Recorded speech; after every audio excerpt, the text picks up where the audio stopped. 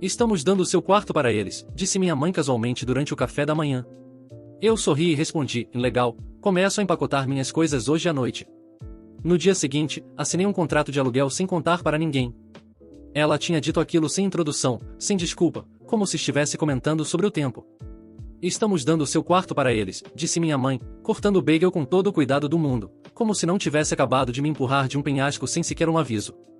Eu tinha 23 anos, ainda morava em casa, trabalhava em tempo integral num depósito enquanto tentava economizar o suficiente para me mudar sem me afundar financeiramente. Cada salário era um malabarismo, em uma parte para a poupança, outra para contas, outra para ajudar com as compras e com o aquecedor de água que paguei no outono passado, aquele que ninguém parecia lembrar que saiu do meu bolso. Eu não estava sendo folgado. Eu estava aguardando o momento certo.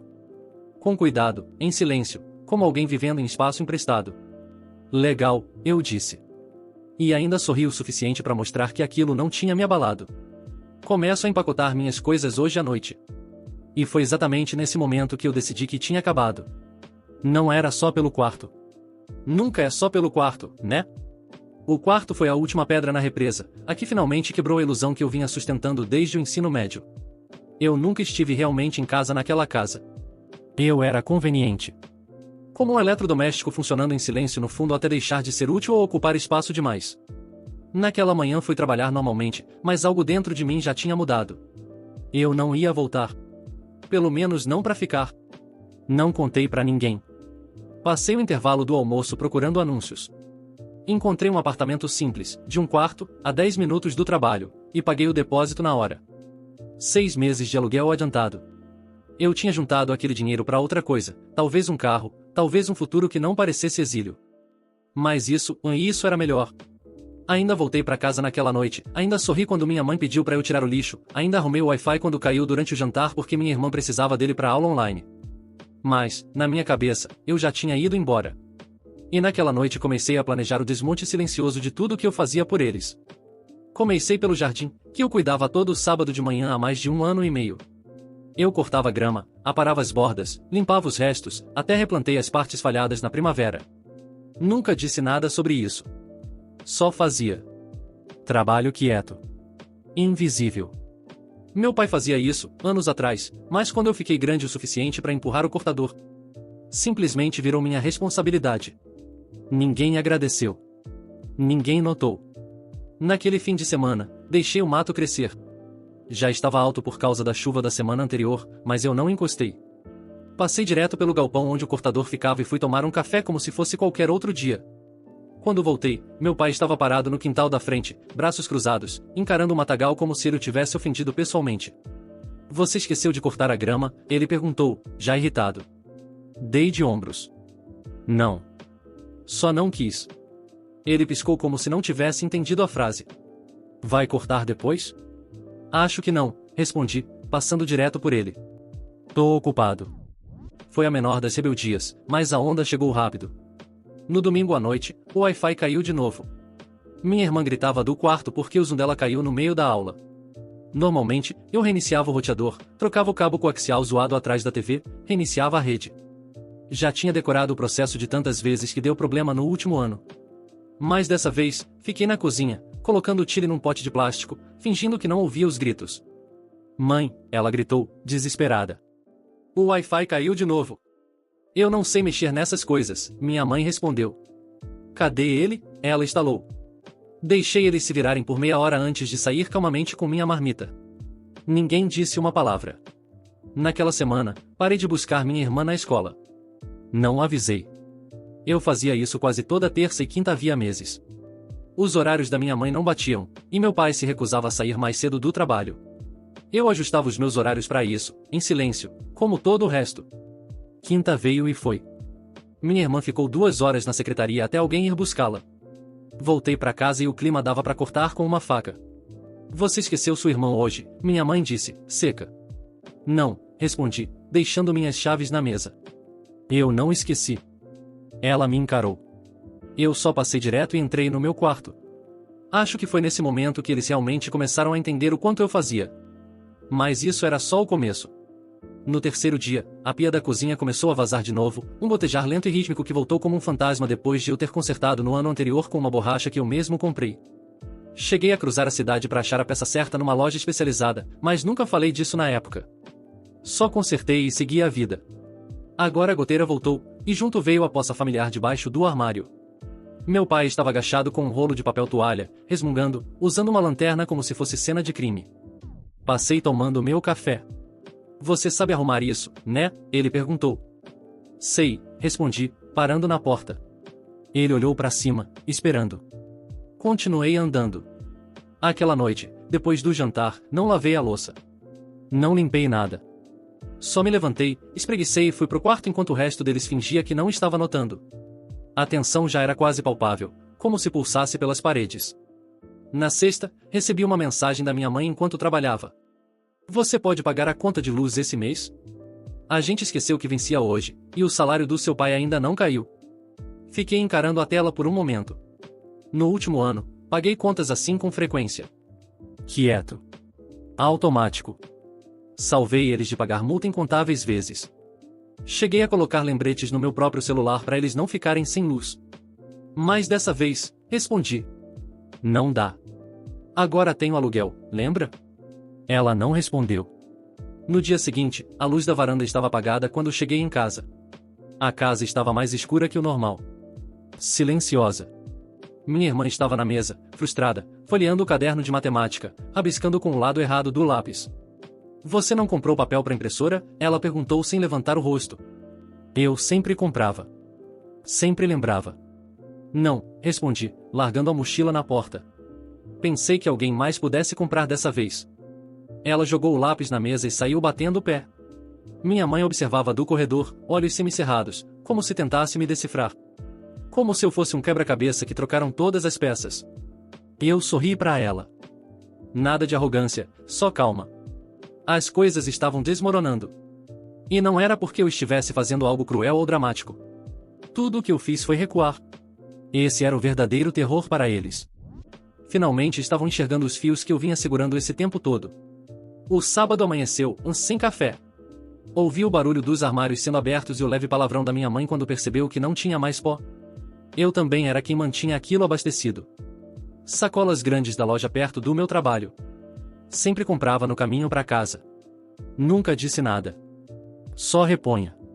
Agora, estavam ali parados, encarando um pote vazio e a cafeteira silenciosa como se isso fosse uma traição. Eu estava sentado na sala, comendo cereal, já vestido, com as chaves na mão. Não falei nada. Minha mãe me olhou por cima da caneca, que agora só tinha água quente e nada mais. Vai sair? Perguntou, com um tom neutro, mas sondando. Vou e respondi, terminando a última colherada.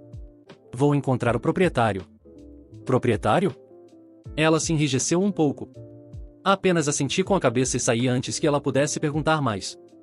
Voltei 2 horas depois com algumas caixas. E estava mais pesado. E mais decidido. Naquela tarde, comecei a esvaziar meu quarto. Não tudo de uma vez, não de forma espalhafatosa, só de forma constante. Uma caixa por vez. Levava até o carro, colocava no banco de trás ou no porta-malas e voltava para buscar mais. Sentia os olhares deles em mim o tempo todo. Ninguém perguntava para onde eu ia. Ninguém oferecia ajuda. Quando chegou a hora do jantar, eu já tinha levado metade. Meu pai tentou agir normalmente, mudando de canal como se nada estivesse acontecendo. Minha irmã continuava colada no celular. Minha mãe tentou traçar uma linha. A gente conversou e ela disse. E achamos que talvez seja melhor esperar um pouco antes de dar seu quarto para Clara. Eu parei a garfada no ar. Por quê? Ela olhou de canto para o meu pai, que fingiu não perceber. Com tudo acontecendo, talvez esse não seja o melhor momento. Mastiguei, engoli. Na verdade, é o momento perfeito. Todos ficaram em silêncio. Já assinei o contrato e falei. Me mudo até terça. Minha irmã arregalou os olhos. Espera, você tá falando sério? Olhei diretamente para ela. Clara, você colocou minhas coisas em caixas e empurrou tudo embaixo da escada quando eu não estava em casa. Eu encontrei. Então sim, estou falando sério. Ela ficou muda. A voz da minha mãe agora estava mais baixa. Você devia ter dito alguma coisa. Eu disse e respondi. Mas vocês não ouviram porque eu estava sorrindo quando falei. E continuei comendo, calmo, enquanto os 3 me olhavam em silêncio, como se os papéis tivessem se invertido do dia para a noite e eles não soubessem quando isso aconteceu. Tinham finalmente percebido que eu não estava blefando. E que eu não ia voltar. Na noite de segunda, eu já era um fantasma dentro da minha própria casa. As caixas estavam empilhadas ao lado da porta, todas etiquetadas com marcador preto. Cozinha. Roupas. Ferramentas. Tecnologia aleatória. Tudo que um dia foi meu já estava no porta-malas do carro ou no meu novo apartamento, vazio, mas cheio de possibilidades, a 20 minutos dali. Mas eu não estava com pressa. Nada de fuga dramática à meia-noite. Nenhuma porta batendo. Eu queria que eles vissem. Quão silenciosa a casa ficava sem mim nos bastidores. O lixo não tinha sido levado. Ninguém lembrava de pegar as cartas na caixa do correio. O vaso sanitário do corredor de cima voltava a fazer aquele barulho de escoamento a cada poucas horas. Eu já tinha consertado aquilo 3 vezes. Mas não dessa vez. Passei por tudo com uma paz estranha no peito. Até que, no momento, meu pai me encurralou na cozinha. "Você acha mesmo que isso é o certo?" perguntou, braços cruzados, tentando parecer mais preocupado do que realmente estava. Abri a geladeira. Metade das coisas ali fui eu que comprei na semana passada. Um pacote de iogurte que só eu comia. Meio litro de suco de laranja que sempre desaparecia antes de eu conseguir terminar. Peguei uma garrafinha de água e virei para ele. "Acho sim", falei, pela primeira vez em muito tempo. Ele franziu a testa. "Você acha que vai ser fácil lá fora?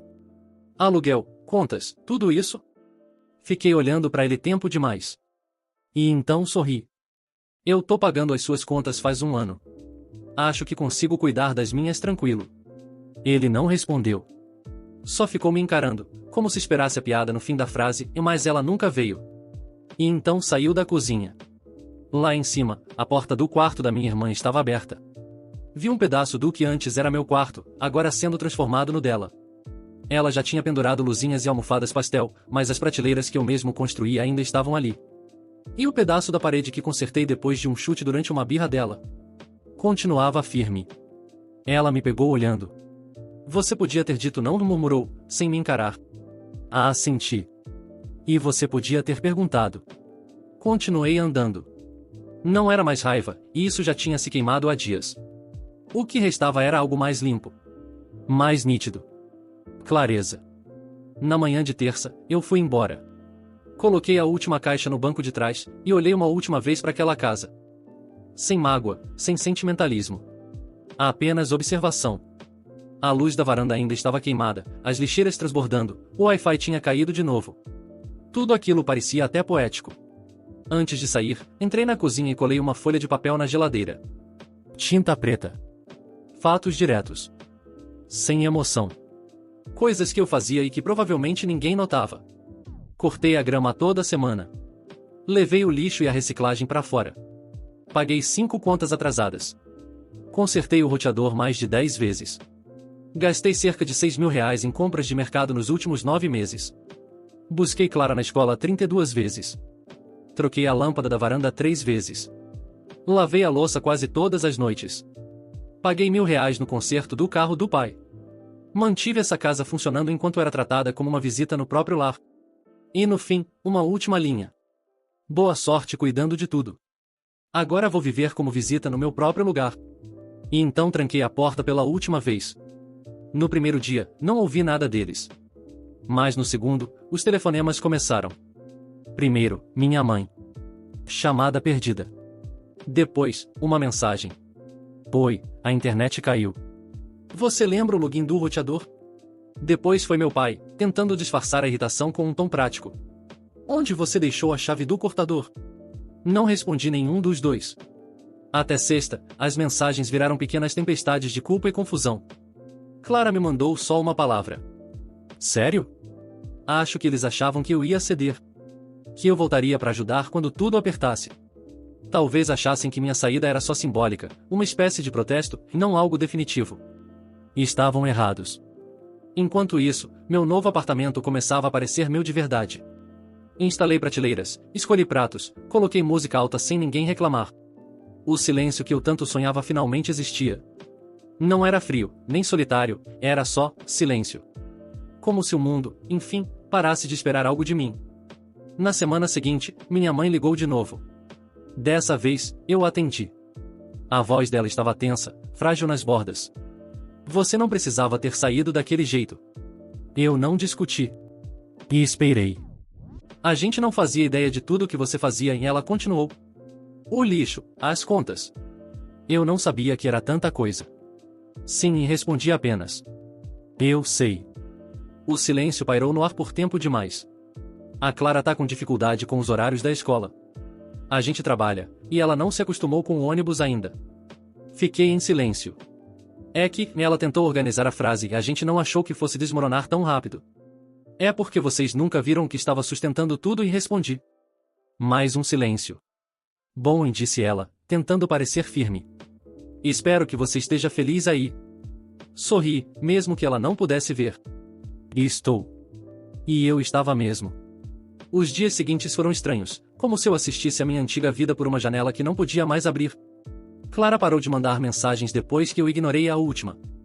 Meu pai nunca mais ligou, provavelmente por orgulho. E minha mãe mandou algumas mensagens meio tortas, cheias de indiretas. Espero que você esteja bem. Aqui está meio bagunçado. Não que a gente sinta sua falta, mas está diferente. Nunca respondi, mas as notícias chegavam. Por conhecidos, por vizinhos. O mato do quintal cresceu descontrolado. Clara perdeu mais alguns dias de carona e teve que voltar a pé. Um dia, na chuva, a água foi cortada por meio-dia porque esqueceram de pagar. A lâmpada da varanda ainda piscava, como se estivesse mandando um pedido de socorro em código Morse. Eles estavam se afogando nas pequenas coisas, aquelas que eles achavam que simplesmente aconteciam. As coisas que eu fazia no automático. E o mais engraçado? Eu não estava comemorando. Nem com raiva. Só, encerrada. Comecei a criar meu próprio ritmo. Passei a cozinhar para mim. Comidas simples, nada chique.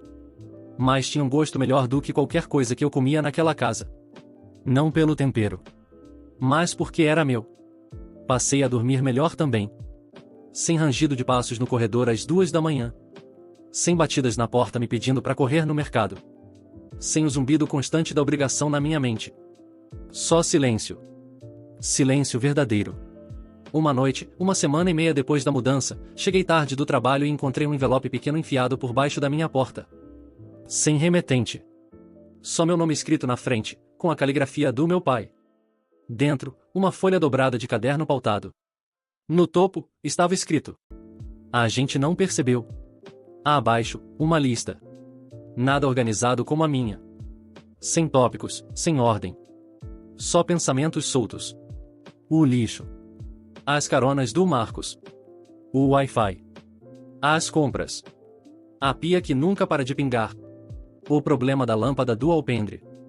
O silêncio no fundo da casa. Uma frase solta no final. A gente não te tratou como filha. Me desculpa. E só. Nenhum pedido para voltar. Nenhuma promessa de mudança. Só, em um reconhecimento. E pela primeira vez desde que fui embora, algo dentro de mim se moveu. Não em direção a eles. Mas dentro de mim. Não era um fechamento. Mas talvez fosse o suficiente. Não respondi à carta. Não porque não senti nada, acredite, senti. Ficou lá, sobre o balcão da minha cozinha, me encarando por horas. Li de novo na manhã seguinte. Dobrei. Desdobrei. Pensei no que aquilo significava. Mas uma carta não apaga anos sendo invisível. Uma lista rabiscada não desfaz as vezes em que só fui notada quando algo quebrava ou quando era hora de pagar por algo. Eles tinham começado a enxergar o vazio que deixei. E isso era claro. Mas agora, não era mais meu papel preenchê-lo. Na segunda semana, soube que Marcos finalmente começou a pegar o ônibus sozinho. Perdeu 2 vezes. E esperou na chuva outra vez. Meu pai começou a pagar por um serviço de lixo particular. Minha mãe tentou reiniciar o roteador e acabou desligando a casa toda por um dia inteiro, incluindo o alarme e a Smart TV. E estavam aprendendo. Devagar, com tropeços. Como quem aprende a andar de novo depois de esquecer como usar as pernas. E eu? Eu estava florescendo na ausência das necessidades deles. Comecei a fazer coisas que nunca tinha permitido a mim mesma. Comprei uma estante, não porque precisava, mas porque quis. Passei a jantar fora toda sexta-feira como se fosse um ritual. Até me inscrevi numa oficina de marcenaria de fim de semana, algo que eu odiava há anos, porque sempre alguém precisava de um favor, de uma carona, de um empréstimo. O peso tinha ido embora. E eu nem sabia o quanto aquilo pesava e até deixar de carregar. Uma noite, enquanto limpava minha caixa de e-mails, vi um lembrete antigo que eu mesma tinha programado meses antes.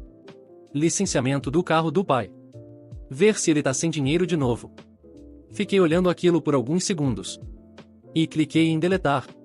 Naquela noite, sentei na minha pequena sacada, pernas apoiadas numa cadeira de plástico.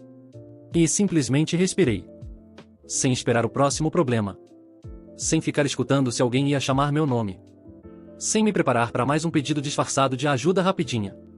O silêncio já não era pesado. Era lar. Não voltei desde então. Nem para visitar. Nem em aniversário. Eles pararam de ligar. Talvez por vergonha. Talvez por cansaço. Ou talvez, só talvez, tenham finalmente entendido que eu nunca fui uma hóspede naquela casa. Eu era a base. E quando a base vai embora, tudo se desequilibra. A lista que deixei colada na geladeira provavelmente ainda está lá. Ou talvez tenham tirado. Como quem remove algo que dói demais de olhar. De um jeito ou de outro, ela cumpriu seu papel. Tchau.